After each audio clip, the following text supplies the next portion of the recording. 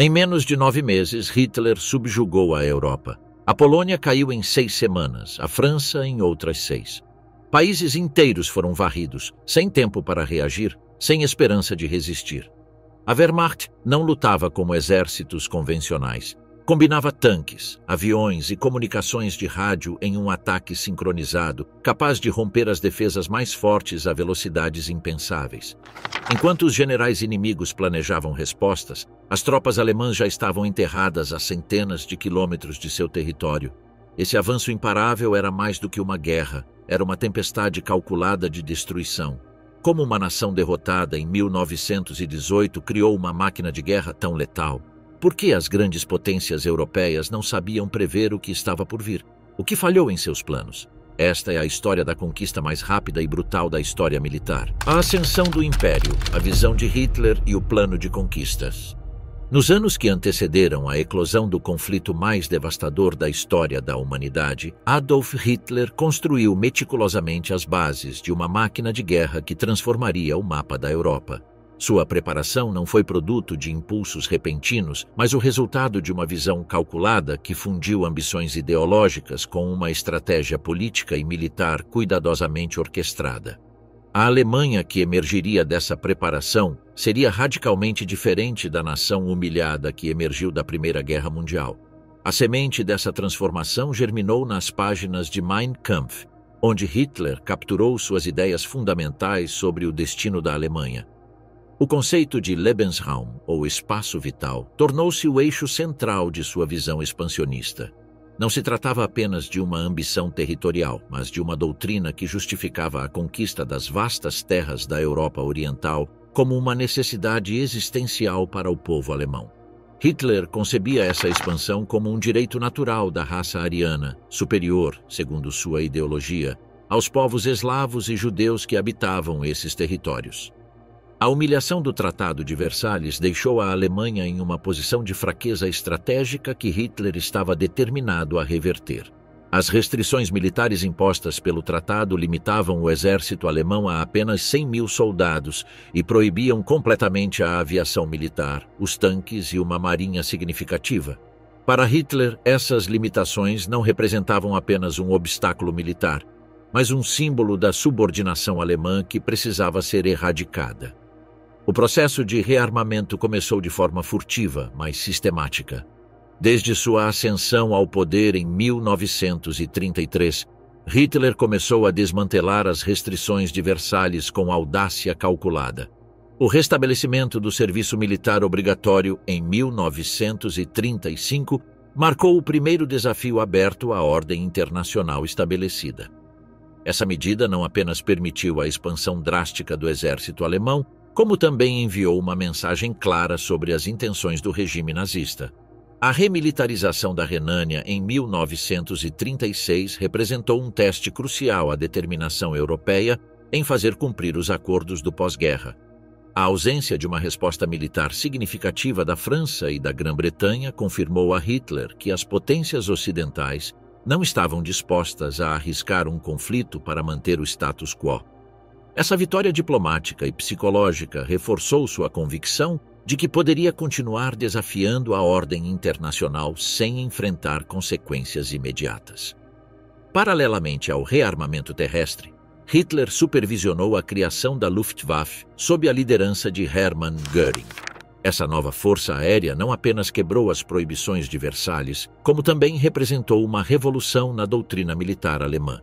A aviação se tornaria um componente essencial da estratégia Blitzkrieg, fornecendo apoio aéreo imediato às forças blindadas em movimento e estabelecendo a superioridade aérea como pré-requisito para o sucesso militar. O desenvolvimento de forças blindadas transformou completamente o conceito tradicional de guerra. Generais alemães influenciados por teóricos como Heinz Guderian conceberam uma nova forma de combate que enfatizava a velocidade, a concentração de forças e a penetração profunda no território inimigo. Essa doutrina militar exigia não apenas equipamentos avançados, mas também uma coordenação sem precedentes entre os diferentes ramos das forças armadas. A diplomacia também desempenhou um papel crucial na preparação de Hitler para a guerra. O Pacto de Não Agressão Germano-Soviético, assinado em agosto de 1939, representou uma obra-prima de pragmatismo político. Apesar da profunda animosidade ideológica entre o nazismo e o comunismo, Hitler reconheceu a necessidade estratégica de neutralizar temporariamente a ameaça soviética. Esse acordo não apenas garantia que a Alemanha evitaria a temida guerra em duas frentes, como também incluía a divisão secreta da Polônia, assegurando ganhos territoriais imediatos para ambas as potências. A preparação logística para a guerra demonstrou a capacidade organizacional do regime nazista. O Comando Supremo do Exército Alemão desenvolveu planos detalhados para mobilizar milhões de soldados, veículos e suprimentos através das fronteiras europeias. As redes ferroviárias alemãs foram modernizadas e expandidas para suportar o movimento massivo de tropas e equipamentos. Os portos alemães se prepararam para lidar com o fluxo constante de materiais necessários para sustentar uma campanha militar prolongada. A inteligência militar alemã estabeleceu redes de espionagem por toda a Europa, fornecendo informações cruciais sobre as defesas e os preparativos militares dos países vizinhos. Essa vantagem informacional permitiu que os planejadores alemães identificassem fraquezas nas defesas inimigas e elaborassem estratégias específicas para explorar essas vulnerabilidades. O controle interno da população alemã foi igualmente importante para o sucesso dos planos de Hitler. A Gestapo e a SS criaram um aparato de repressão que silenciou efetivamente qualquer oposição ao regime. Simultaneamente, a máquina de propaganda nazista, dirigida por Joseph Goebbels, mobilizou o sentimento popular em favor das ambições expansionistas do partido. A mídia estatal apresentou a preparação militar como uma resposta defensiva a ameaças externas, enquanto eventos públicos como desfiles militares e celebrações nacionalistas reforçaram a imagem de uma Alemanha ressurgente e poderosa. Essa campanha de propaganda não apenas garantiu o apoio popular às políticas do regime, mas também criou um clima de expectativa e orgulho nacional que facilitaria a mobilização para a guerra. A infraestrutura econômica alemã foi gradualmente reorganizada para sustentar uma economia de guerra. Indústrias-chave foram direcionadas para a produção militar, enquanto programas de obras públicas geraram empregos e benefícios estratégicos. A construção de rodovias, por exemplo, não apenas reduziu o desemprego, mas também aumentou a capacidade da Alemanha de movimentar tropas e suprimentos rapidamente pelo país. Quando Hitler finalmente ordenou a invasão da Polônia em 1º de setembro de 1939, a Alemanha havia se transformado em uma formidável máquina de guerra. A preparação meticulosa dos anos anteriores havia criado não apenas um exército poderoso, mas um Estado completamente mobilizado para o conflito. No entanto, essa preparação também continha as sementes de sua própria destruição, uma vez que a ambição desmedida de Hitler acabaria por provocar a intervenção de potências que excederiam a capacidade alemã de sustentar uma guerra global prolongada. O trovão imparável, Blitzkrieg e a máquina de guerra alemã. A guerra que Hitler desencadearia sobre a Europa não seria travada de acordo com as regras tradicionais de combate. Os alemães haviam aprendido as amargas lições da Primeira Guerra Mundial, onde milhões de soldados morreram em trincheiras estáticas para avançar apenas alguns metros em território lamacento. A nova forma de fazer guerra que emergiria dos laboratórios estratégicos alemães revolucionaria para sempre o próprio conceito de conflito armado, transformando o campo de batalha em um cenário de velocidade, coordenação e devastação sem precedentes. A Blitzkrieg, nascida como resposta às limitações da guerra estática da Primeira Guerra Mundial, consistia na rápida concentração de forças em pontos estratégicos vulneráveis. Essa tática revolucionária, que enfatizava velocidade e coordenação, seria fundamental na invasão da Polônia, França e, posteriormente, de outras frentes, demonstrando sua eficácia mesmo contra potências maiores. Os avanços tecnológicos da década de 1930 forneceram as ferramentas necessárias para materializar essas ideias revolucionárias. Os tanques evoluíram dos lentos e desajeitados monstros de aço da Primeira Guerra Mundial para máquinas rápidas e manobráveis, capazes de cruzar território inimigo a velocidades impensáveis décadas antes. Os caças atingiram níveis de sofisticação que permitiam não apenas o reconhecimento aéreo, mas também o apoio direto às forças terrestres com precisão devastadora. O Blitzkrieg era baseado na concentração de forças em pontos específicos das defesas inimigas, onde a velocidade dos tanques, o apoio aéreo da Luftwaffe e as comunicações de rádio eram usados para desorganizar o inimigo antes que ele pudesse reagir. Os Panzers, os temidos tanques alemães, constituíam a espinha dorsal dessa nova forma de fazer guerra. Esses veículos blindados não operavam isoladamente, mas como parte de um sistema integrado que combinava poder de fogo, mobilidade e comunicações. As divisões Panzer avançavam em formações coordenadas, apoiadas por unidades de infantaria motorizada que se moviam em veículos de transporte blindados, garantindo que as forças terrestres pudessem manter o ritmo frenético de avanço que caracterizava a Blitzkrieg. A Luftwaffe desempenhou um papel crucial nessa sinfonia de destruição coordenada.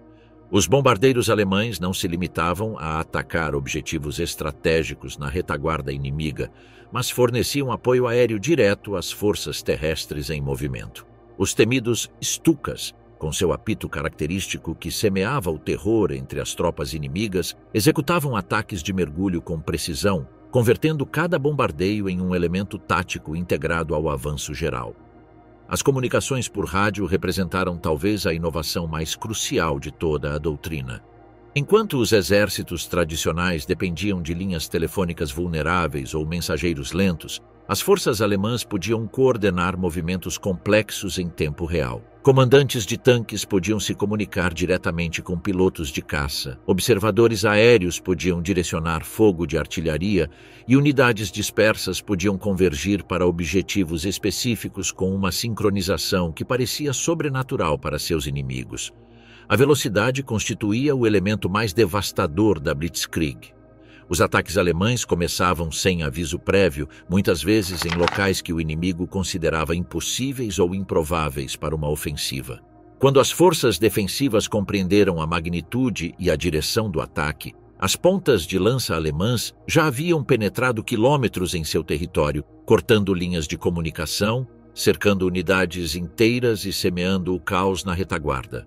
A invasão da Polônia, em setembro de 1939, demonstrou a eficácia da nova doutrina militar alemã, que combinava velocidade, concentração de forças e precisão tática.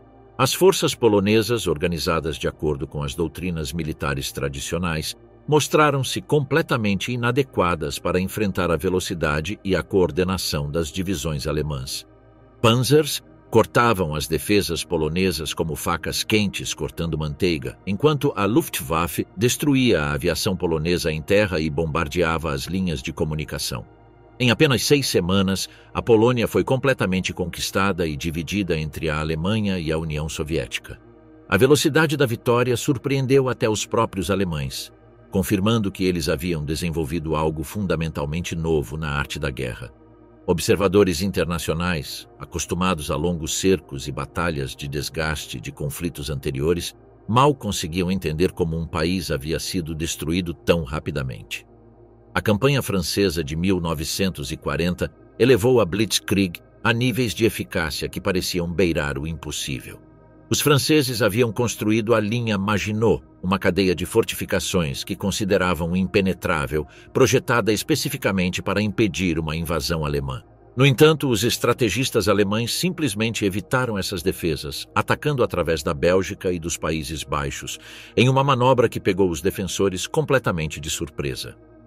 Divisões Panzer cruzaram as Ardenas, uma região que os franceses consideravam intransitável para forças blindadas, e emergiram em território francês com uma velocidade que desarticulava completamente os planos defensivos dos aliados. Em poucos dias, as forças alemãs cercaram as melhores divisões francesas e britânicas, forçando-as a uma evacuação desesperada das praias de Dunkerque. Em junho de 1940, a França havia capitulado e Hitler caminhava triunfante pelas ruas de Paris. A nação que resistira a 4 anos de cerco alemão na guerra anterior havia caído em apenas 6 semanas. Em apenas 6 semanas, a Alemanha conquistou a Polônia e, em pouco tempo, a França sucumbiu a um ataque que sobrecarregou as capacidades de defesa dos aliados, revelando a vulnerabilidade das potências europeias a um conflito de tamanha velocidade e coordenação. No entanto, a Guerra Relâmpago não era uma fórmula mágica para a vitória em todos os cenários. Quando os alemães lançaram a Operação Barbarossa contra a União Soviética em 1941, descobriram que as vastas extensões do território soviético, as duras condições climáticas e a feroz resistência do Exército Vermelho apresentavam desafios que a Blitzkrieg não poderia superar facilmente. A guerra que eles haviam imaginado como um conflito breve e decisivo transformou-se em um pesadelo de desgaste que acabaria por consumir os recursos alemães. A Blitzkrieg mudou a natureza da guerra moderna, demonstrando que velocidade, coordenação e concentração de forças poderiam alcançar vitórias decisivas em tempos incrivelmente curtos. Mas também revelou que mesmo as inovações militares mais revolucionárias tinham seus limites diante da realidade de um conflito global prolongado. O início do caos, a invasão da Polônia e o primeiro golpe do Reich. Nas primeiras horas da madrugada de 1º de setembro de 1939, o mundo mudou para sempre. Às 4h45 da manhã, bombardeiros alemães começaram a descarregar sua carga mortal sobre alvos militares e civis em território polonês, enquanto pouco mais de uma hora depois, divisões blindadas alemãs cruzaram a fronteira no que seria a primeira aplicação massiva da Blitzkrieg. Esse momento marcou não apenas o início da Segunda Guerra Mundial, mas também a materialização das ambições expansionistas que Hitler cultivara durante anos na escuridão de sua visão ideológica. A Polônia tornara-se o alvo inevitável da máquina de guerra alemã por razões que transcendiam meras considerações estratégicas. O país representava um obstáculo geográfico fundamental aos planos de expansão para o leste, que Hitler considerava essenciais para o futuro do povo alemão. A doutrina do Lebensraum identificava as vastas terras da Europa Oriental como o destino natural da expansão ariana, e a Polônia constituía a porta de entrada para esse império sonhado. A situação da Polônia na década de 1930 era precária sob múltiplas perspectivas. Cercada por uma Alemanha cada vez mais agressiva e uma União Soviética igualmente expansionista, a nação polonesa tentava manter um equilíbrio diplomático que se tornava cada vez mais insustentável. Os poloneses observavam com crescente alarme as anexações alemãs da Áustria e da Tchecoslováquia, compreendendo que seu país seria inevitavelmente o próximo alvo na lista de conquistas nazistas. O Pacto de Não Agressão Germano-Soviético, assinado em 23 de agosto de 1939, selou definitivamente o destino da Polônia. Esse acordo, que surpreendeu o mundo pela aparente contradição ideológica entre o nazismo e o comunismo, continha cláusulas secretas que dividiam a Polônia entre as duas potências antes mesmo do início da invasão. Hitler havia conseguido neutralizar a ameaça de uma guerra em duas frentes, enquanto Stalin havia garantido ganhos territoriais sem o custo de um conflito imediato com a Alemanha. O plano de invasão alemão demonstrava a evolução estratégica que o exército alemão havia experimentado desde a Primeira Guerra Mundial.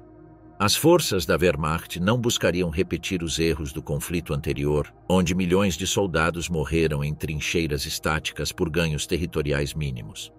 Em vez disso, aplicariam os princípios da Guerra Relâmpago com uma coordenação sem precedentes entre os diferentes ramos militares.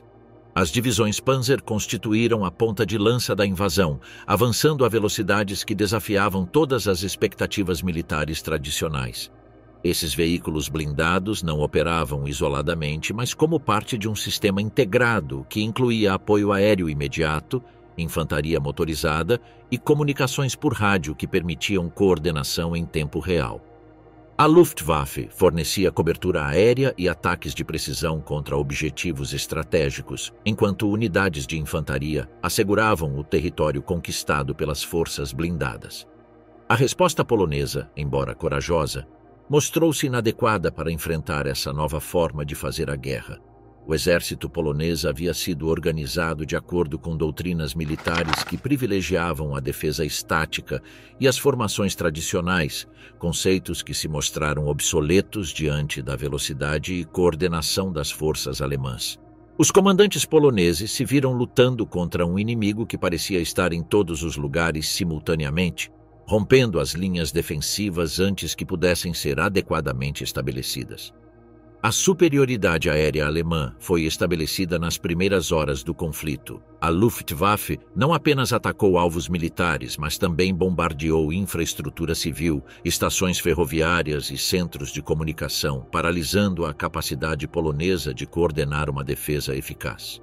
Os lendários Stukas, com seu característico apito assustador, semearam o pânico entre as tropas polonesas, ao mesmo tempo em que forneciam apoio aéreo direto às forças terrestres em movimento. A invasão soviética de 17 de setembro acrescentou uma dimensão de desespero à resistência polonesa.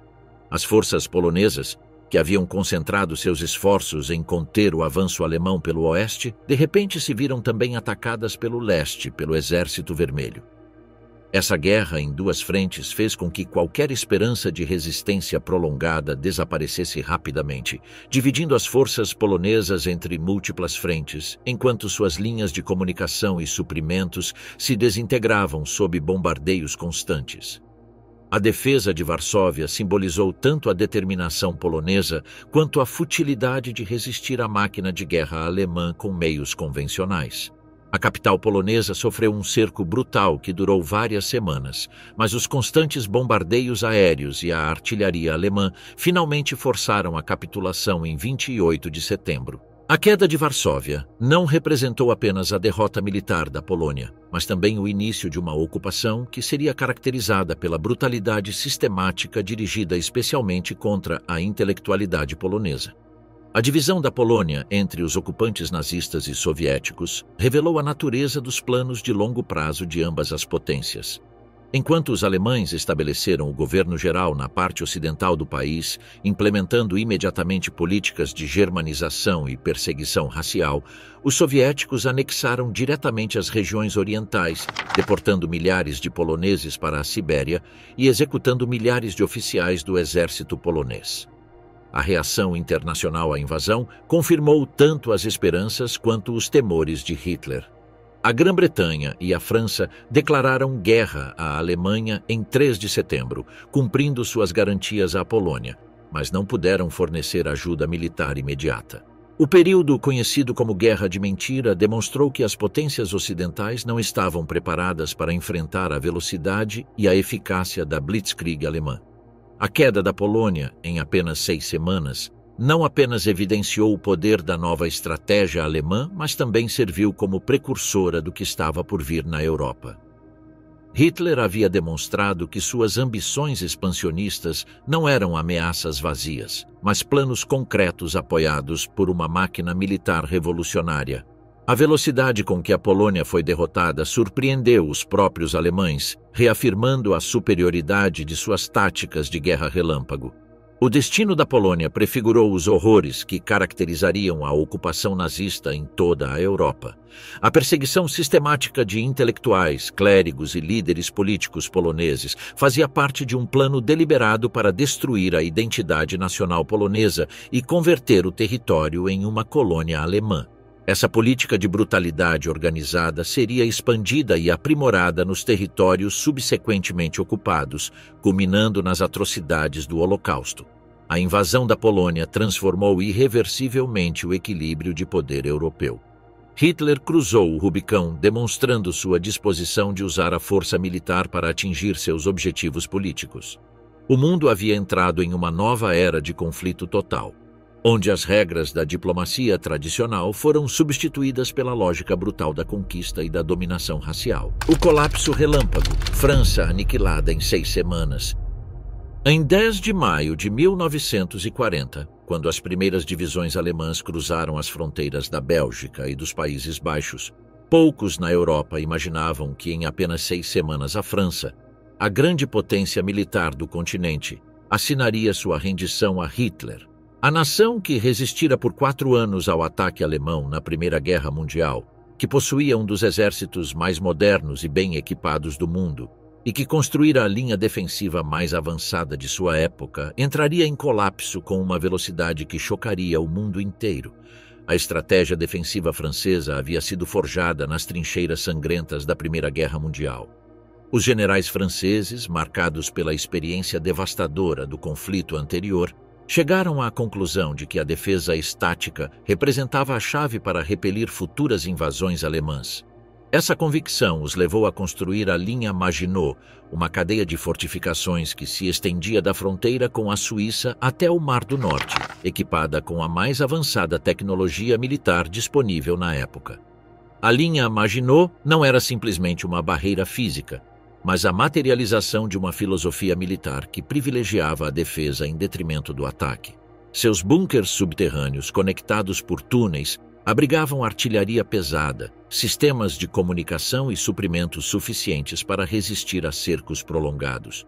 Os planejadores franceses projetaram essa fortificação como uma armadilha mortal que forçaria os alemães a se atolarem em uma guerra de atrito, semelhante à que caracterizou o conflito de 1914 a 1918. No entanto, essa mentalidade defensiva continha uma falha fundamental que os estrategistas alemães rapidamente identificaram. A confiança excessiva em fortificações fixas levou os franceses a negligenciar a mobilidade e a flexibilidade que caracterizavam a guerra moderna. Enquanto a França construía muralhas impenetráveis, a Alemanha desenvolveu a capacidade de evitá-las completamente. O alto comando alemão, liderado por generais como Heinz Guderian e Erich von Manstein, havia concebido um plano que explorava precisamente essa mentalidade defensiva francesa. A estratégia alemã não consistia em atacar frontalmente a linha Maginot, mas em flanqueá-la através de um ataque através das Ardenas, uma região montanhosa e florestada que os franceses consideravam impraticável para operações blindadas em massa. O plano alemão combinava dissimulação e audácia em proporções que desafiavam as convenções militares tradicionais. Enquanto uma força considerável atacaria a Bélgica e os Países Baixos, atraindo reservas aliadas para o norte, o grosso das divisões Panzer se concentraria secretamente nas Ardenas para executar o golpe principal. Essa manobra, conhecida como Plano Sichelschnitt ou Corte em Foice, buscava dividir as forças aliadas e criar uma brecha irreparável em suas defesas. A Luftwaffe havia sido meticulosamente preparada para fornecer o apoio aéreo maciço necessário para essa operação. Os bombardeiros alemães não apenas atacariam objetivos estratégicos na retaguarda inimiga, mas também forneceriam apoio tático direto às forças blindadas em movimento. A coordenação entre as forças aéreas e terrestres atingiu níveis de sofisticação que ultrapassaram qualquer experiência anterior dos aliados. Quando a invasão começou, a velocidade do avanço alemão imediatamente superou a capacidade de resposta francesa. Divisões Panzer cruzaram as supostamente impenetráveis Ardenas em apenas 3 dias, emergindo em território francês aberto antes que os comandantes aliados pudessem entender completamente o que estava acontecendo. O avanço da frente em Sedan, em 13 de maio, criou uma brecha de 50 quilômetros nas defesas francesas, através da qual as forças blindadas alemãs precipitaram-se como água através de uma represa rompida. A resposta francesa revelou a obsolescência de suas doutrinas militares. Os comandantes franceses, acostumados à guerra posicional, tentaram organizar contra-ataques de acordo com procedimentos que exigiam tempo e preparação meticulosa. No entanto, as forças alemãs se moviam a uma velocidade que impossibilitava qualquer resposta coordenada. Quando as unidades francesas receberam ordens para se deslocar para novas posições, as forças alemãs já haviam avançado quilômetros além desses objetivos. O general Maurice Gamelin, comandante supremo das forças aliadas, cometeu o erro fatal de concentrar suas melhores divisões na Bélgica, respondendo exatamente como os alemães previram. Essa decisão deixou o setor das Ardenas defendido por unidades de segunda linha, incapazes de resistir ao ataque das divisões Panzer de elite alemãs. Quando Gamelin finalmente compreendeu a magnitude da ameaça, as forças alemãs já haviam penetrado fundo demais para serem detidas.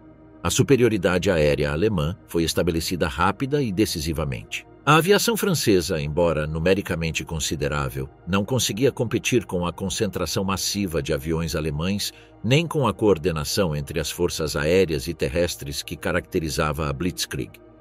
Os temidos Stukas semeavam o terror entre as tropas francesas, ao mesmo tempo em que forneciam apoio preciso às colunas blindadas em movimento. A queda dos Países Baixos em 5 dias e a penetração alemã em direção à costa do Canal da Mancha criaram uma situação tática que os aliados não consideravam possível. As melhores divisões francesas e britânicas estavam encurraladas em um gigantesco bolsão, cercadas por forças alemãs que haviam executado uma manobra envolvente de proporções épicas. A evacuação de Dunkerque, embora tenha salvado mais de 300 mil soldados aliados, representou o reconhecimento de uma derrota estratégica completa. A entrada das tropas alemãs em Paris em 14 de junho simbolizou não apenas a derrota militar da França, mas também o colapso psicológico de uma nação. A cidade, que resistira ao cerco prussiano em 1870 e servira como bastião da resistência aliada na Primeira Guerra Mundial, caiu sem disparar um único tiro. A imagem dos soldados alemães desfilando sob o Arco do Triunfo transmitiu ao mundo a magnitude da catástrofe francesa. O governo francês, liderado pelo Marechal Philippe Pétain, herói de Verdun convertido em símbolo da capitulação, solicitou o armistício em 17 de junho. A cerimônia de rendição ocorreu no mesmo vagão onde a Alemanha assinou sua capitulação em 1918, em um ato de humilhação deliberadamente orquestrado por Hitler para apagar simbolicamente a derrota alemã na Primeira Guerra Mundial. A divisão da França entre a zona ocupada pelos alemães e o regime colaboracionista de Vichy completou a destruição da ordem política europeia. A potência que havia liderado a resistência contra o expansionismo alemão tornou-se agora um satélite do Terceiro Reich, fornecendo recursos, mão de obra e legitimidade política aos conquistadores nazistas. A velocidade da vitória alemã chocou não apenas a Europa, mas o mundo inteiro. Os Estados Unidos, que haviam cogitado a possibilidade de permanecer neutros no conflito, começaram a reconsiderar sua posição diante das evidências de que a Grã-Bretanha poderia ficar sozinha diante de uma Alemanha que praticamente controlava todo o continente europeu.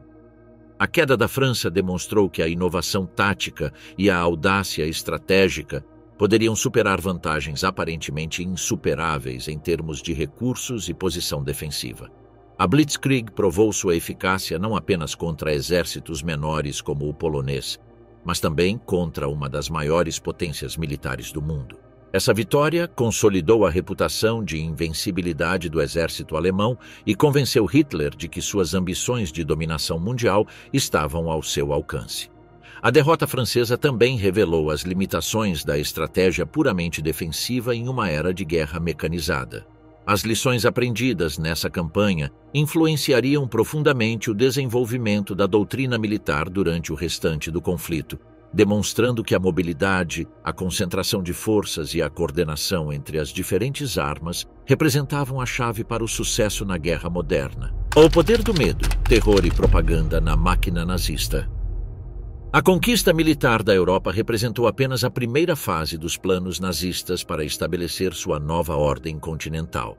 Hitler compreendeu que dominar territórios exigia algo mais do que a simples ocupação física. Ele precisava quebrar a vontade de resistência das populações conquistadas e reconstruir suas sociedades de acordo com os princípios da ideologia nazista.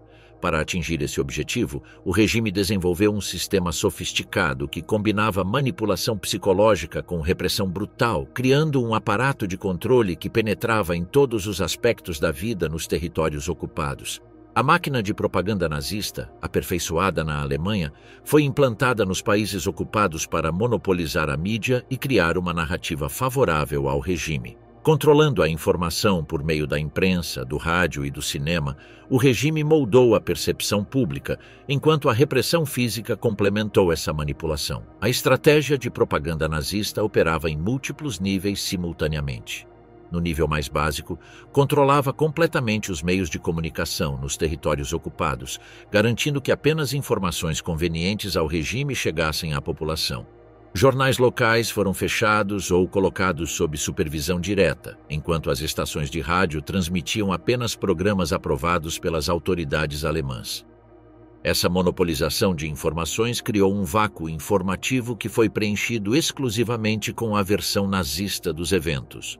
Os nazistas compreenderam que, para estabelecer seu domínio permanente, precisavam transformar a mentalidade das populações conquistadas, convencendo-as de que a resistência era inútil e que a colaboração representava a única alternativa racional.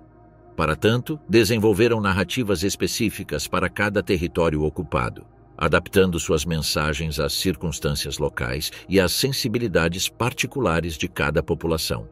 Na França, a propaganda nazista utilizou o trauma da derrota para apresentar a colaboração como uma necessidade para evitar mais sofrimento, o que contribuiu para o apoio de alguns setores ao regime de Vichy. No entanto, rapidamente surgiram redes de resistência que, apesar da repressão, sabotaram a ocupação nazista e forneceram apoio aos aliados. A dimensão antissemita da propaganda nazista constituía um elemento central de toda a estratégia. Os judeus eram sistematicamente desumanizados por meio de campanhas midiáticas que os apresentavam como inimigos internos, responsáveis por todos os males que afligiam a Europa. Essa demonização não era simplesmente um exercício de ódio irracional, mas uma ferramenta calculada para criar bodes expiatórios que justificassem as políticas repressivas do regime e fornecessem um inimigo comum que unisse as populações sob a liderança nazista. O terror físico complementava e reforçava a manipulação psicológica. A Gestapo e a SS estabeleceram redes de vigilância em todos os territórios ocupados, criando um clima onipresente de medo que dissuadia qualquer manifestação de dissidência. Prisões arbitrárias, execuções públicas e deportações em massa não eram simplesmente medidas punitivas, mas espetáculos de poder concebidos para demonstrar as consequências da desobediência. A repressão nazista operava segundo uma lógica de terror coletivo que excedia qualquer consideração de justiça individual. As represálias contra atos de resistência invariavelmente incluíam a punição de inocentes, criando uma responsabilidade coletiva que transformava cada cidadão em refém do comportamento de todos os outros. Essa tática gerava tensões internas nas comunidades ocupadas, onde a sobrevivência individual dependia do controle das ações dos outros. O sistema educacional e cultural tornou-se mais uma frente da guerra psicológica nazista. As escolas foram expurgadas de professores considerados indignos de confiança, enquanto os programas de estudo foram modificados para refletir a ideologia nazista. As bibliotecas foram despojadas de livros que contradiziam a visão de mundo do regime, e as instituições culturais foram reorganizadas para promover exclusivamente arte e literatura que servissem a propósitos de propaganda. As organizações juvenis representavam um objetivo particularmente importante para os nazistas, que entendiam que o controle das gerações mais jovens era essencial para estabelecer seu domínio a longo prazo. Programas de doutrinação destinados a crianças e adolescentes buscavam criar uma nova geração europeia educada de acordo com os princípios nazistas, que eventualmente substituiria as elites tradicionais dos países ocupados. A estratégia de controle social nazista também incluía a manipulação das estruturas econômicas locais. O regime oferecia benefícios materiais àqueles que colaboravam ativamente, enquanto punia economicamente aqueles que demonstravam sinais de resistência. Essa política criou incentivos materiais para a colaboração, especialmente em um contexto de escassez e privação econômica causado pela própria guerra. Governos colaboracionistas estabelecidos em territórios ocupados serviram como intermediários cruciais nessa estratégia de controle. Esses regimes locais deram uma fachada de legitimidade às políticas nazistas, permitindo que a repressão parecesse uma decisão tomada por autoridades nacionais em vez de imposições diretas dos ocupantes alemães. Essa tática foi particularmente eficaz em dividir a população entre aqueles que aceitaram a nova realidade e aqueles que mantiveram impulsos de resistência. A guerra psicológica nazista também tinha como alvo as forças de resistência, buscando fragmentar suas redes com desinformação e constantes ameaças de repressão. Apesar disso, a resistência permaneceu ativa em muitas regiões, sabotando a ocupação alemã. Campanhas de desinformação buscavam criar desconfiança entre diferentes grupos de resistência, enquanto a infiltração de agentes provocadores semeava a paranoia e fragmentava as redes clandestinas. A tortura e o interrogatório de resistentes capturados não visavam apenas obter informações, mas também abalar o moral de seus companheiros por meio do exemplo de sofrimento que aguardava aqueles que desafiassem o regime. O impacto psicológico dessas táticas combinadas foi devastador para a população civil. A incerteza constante, a impossibilidade de distinguir informações verdadeiras de propaganda e o medo onipresente da repressão criaram um estado de estresse coletivo que minou a capacidade de resistência organizada. Muitas pessoas optaram pelo isolamento e pela passividade como estratégias de sobrevivência, evitando qualquer ação que pudesse atrair a atenção das autoridades. A eficácia dessa estratégia de destruição psicológica manifestou-se na relativa escassez de movimentos massivos de resistência na maioria dos territórios ocupados. Embora grupos de resistência corajosos existissem em todos os países conquistados, eles nunca conseguiram mobilizar a maioria da população, que permaneceu em grande parte passiva ou colaboracionista durante a ocupação. No entanto, a estratégia de terror e propaganda nazista também continha sementes de sua própria autodestruição. A extrema brutalidade do regime acabou gerando uma reação de rejeição que fortaleceu a determinação de resistir, enquanto as contradições inerentes à propaganda nazista foram gradualmente expostas pela realidade da guerra. A combinação de terror e manipulação que havia permitido o controle inicial da Europa acabou se tornando uma fonte de fraqueza que contribuiu para o colapso final do Terceiro Reich. A guerra imparável, a batalha pela União Soviética e a ambição nazista. Em 22 de junho de 1941, quando mais de 3 milhões de soldados alemães cruzaram a fronteira soviética na madrugada de um domingo de verão, Hitler finalmente materializou a obsessão que definira sua visão política desde os primórdios do nazismo. A Operação Barbarossa representou muito mais do que uma campanha militar. Foi o ápice de uma ideologia que havia identificado nas vastas extensões da Europa Oriental o destino manifesto do povo alemão e o cenário final da luta pela supremacia racial na Europa. A expansão para o leste havia sido o núcleo central dos planos de Hitler, desde que ele registrou suas ideias nas páginas de Mein Kampf. A doutrina do Lebensraum não era simplesmente uma ambição territorial, mas uma necessidade existencial que justificava a conquista de terras soviéticas como condição indispensável para a sobrevivência da raça ariana. Hitler concebia os povos eslavos como racialmente inferiores, destinados a serem escravizados ou eliminados para dar lugar aos colonos alemães, que transformariam essas terras em fazendas e cidades arianas. Essa visão ideológica foi temporariamente suspensa quando Hitler assinou o Pacto de Não Agressão com Stalin em agosto de 1939. O acordo permitiu à Alemanha evitar a temida guerra em duas frentes, enquanto conquistava a Polônia e a Europa Ocidental, mas nunca representou mais do que uma pausa tática. A divisão secreta da Polônia e dos estados bálticos entre as duas potências foi apenas um prelúdio para o confronto final que Hitler considerava inevitável.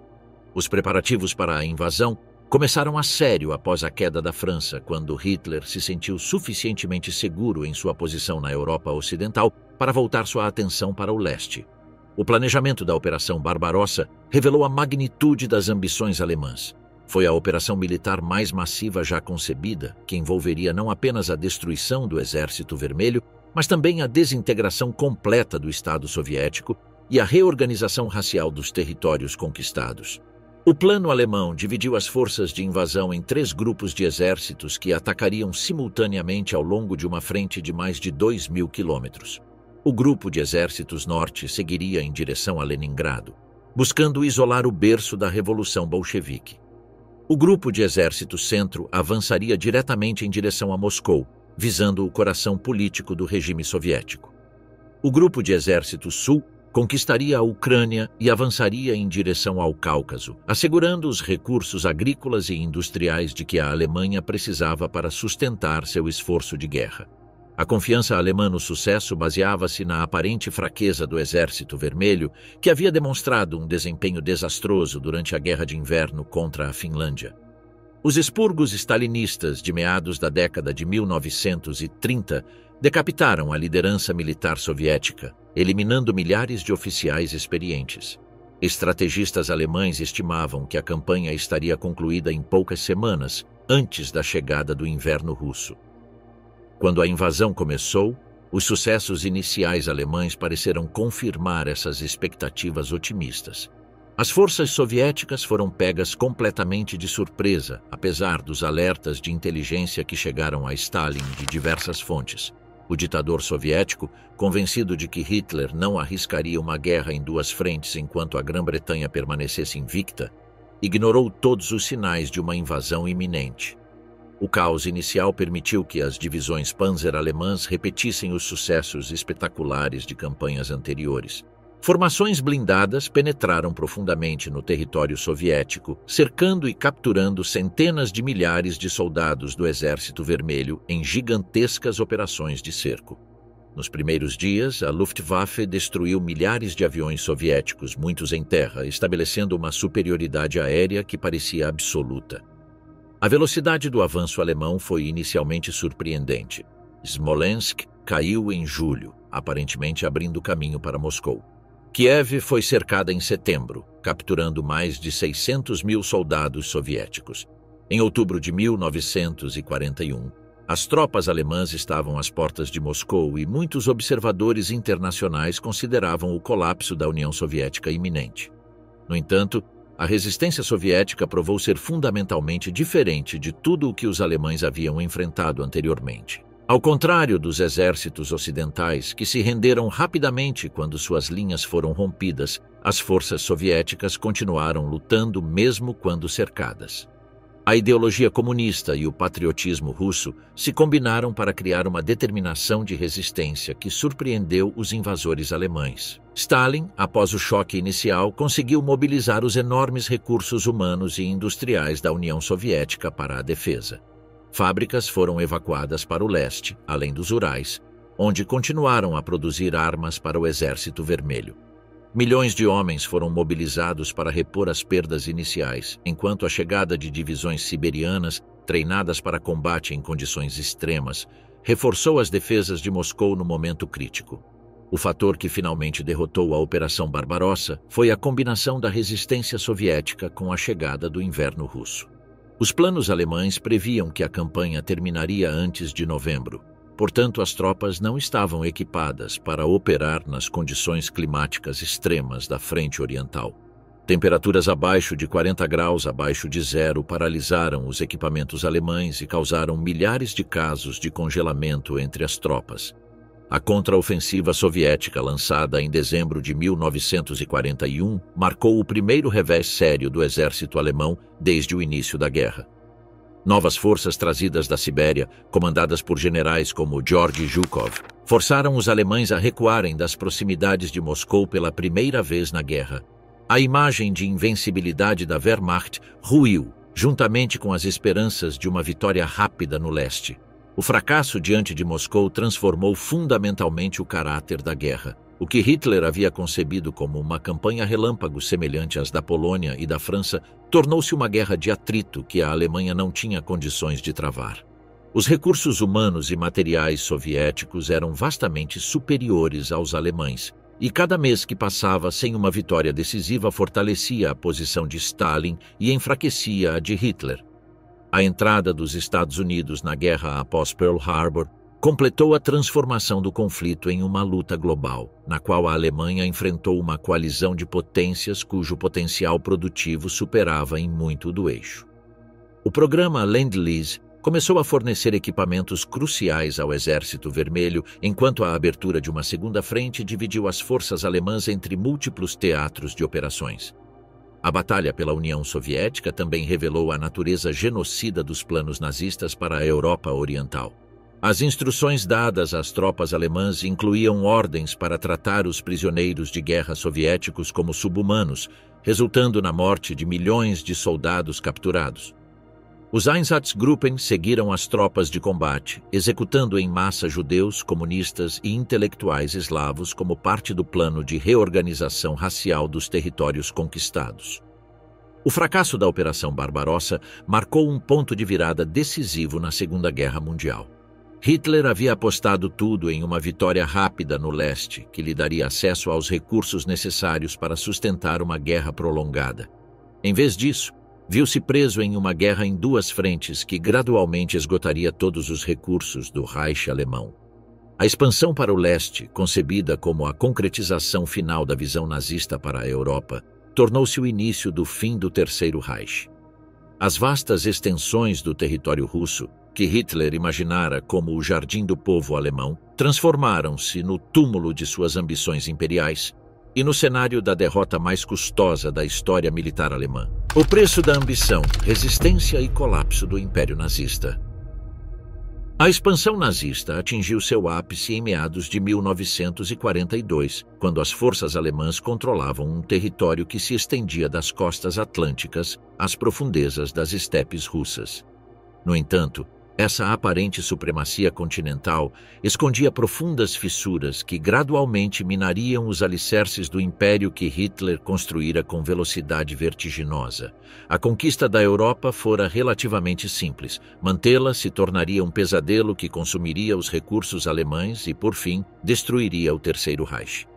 A própria velocidade da expansão alemã criou problemas que os planejadores nazistas não haviam previsto completamente. Cada território conquistado exigia guarnições de ocupação, administradores civis e recursos para manter a ordem. As linhas de suprimento se estendiam por milhares de quilômetros, vulneráveis a ataques e sabotagens. Mais fundamentalmente, os nazistas subestimaram a capacidade de resistência dos povos europeus, presumindo que a superioridade militar alemã garantiria a submissão passiva das populações conquistadas. Essa suposição se mostrou profundamente errônea. Em cada país ocupado surgiram movimentos de resistência que adotaram diferentes formas de acordo com as circunstâncias locais, mas compartilhavam a determinação comum de lutar contra a dominação alemã. A resistência incluía sabotagem industrial, redes de espionagem, propaganda clandestina e proteção aos perseguidos pelo regime nazista. Essas atividades criaram uma guerra invisível travada nas sombras da Europa ocupada. Na França, a resistência começou a se organizar desde os primeiros dias da ocupação, inicialmente como atos individuais de desafio que gradualmente evoluíram para redes organizadas. O chamado do general Charles de Gaulle de Londres em 18 de junho de 1940 serviu de símbolo e foco para a resistência. A resistência francesa foi caracterizada por sua diversidade política. Comunistas, gaullistas, socialistas e conservadores patriotas encontraram um terreno comum em sua oposição ao ocupante alemão. As atividades evoluíram da distribuição clandestina de jornais para sofisticadas operações de sabotagem que interromperam o transporte e a produção industrial alemães. Redes de fuga ajudaram aviadores aliados abatidos e judeus perseguidos a chegarem a território neutro.